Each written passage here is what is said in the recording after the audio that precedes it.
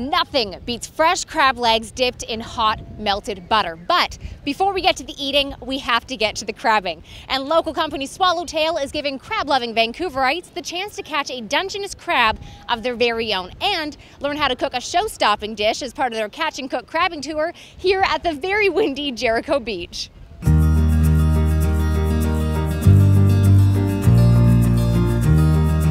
Tell me about crabbing, the steps involved, and any tips for beginners.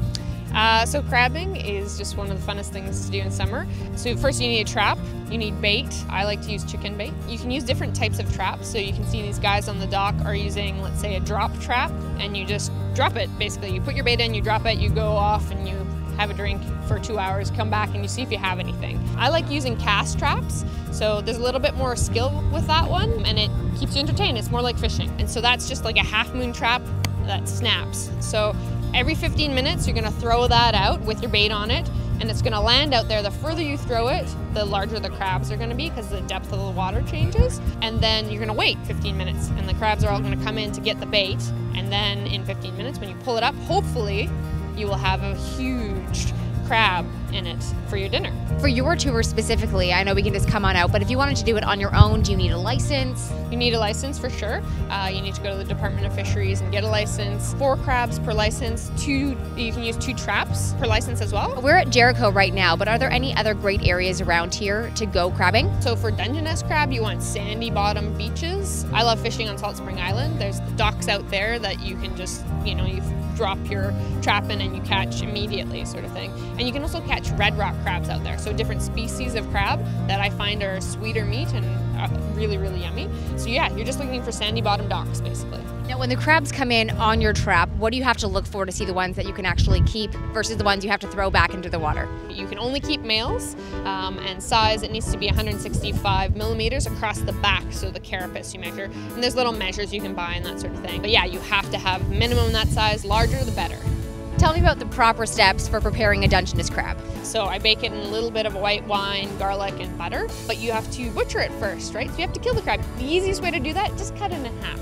Cut it in half, across the head, it'll be dead. And then you just take the carapace off, but you put everything, except for the gills, into the pot, basically. In the head, there's what's called crab butter, and that's a really good flavoring component. So even if you don't want to eat the crab butter, it's good because it'll flavor all the juices, and then you can take bread and just sop up that garlicky, crabby butter, and it's just, that is the best way to eat it. And how do you make sure that you don't overcook the crab? 15 minutes at 425 is basically what you want. And then you look at the crab and you just want to make sure it's white. So as soon as it turns white, then you know it's cooked. Yeah, and it should be steaming and the crab shell should be bright red. But yeah, just make sure you don't do it over 15 minutes. Tell me a little bit about Swallowtails, all the tours that you guys do.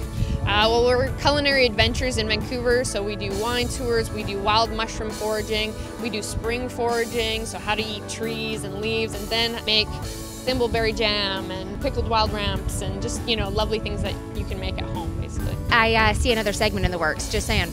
Yeah, anytime you come out with me, Fall, Novus, got this? Done. Okay, so tell us about your experience today. The crabbing, the butchering of the crab, the eating of the crab. Yeah. Well, it's fantastic. I'm from the East, Ontario, so crabbing for me is a really novel thing. So this is why we wanted to come out and do the tour. And yeah, it's very exciting for me. So it's a great day, beautiful.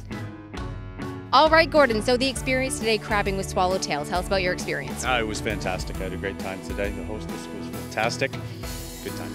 Favorite part? Casting. Definitely throwing out there. Learning how to pick up the crab without getting bit. Swallowtail offers 3-hour tours with lunch included, or 2-hour tours sans lunch. I highly recommend the lunch though, and if you happen to fall in love with crabbing, you can even purchase a fishing license so you can keep doing it on your own watch. For City Lights on Novus TV, I'm Melissa Dawson.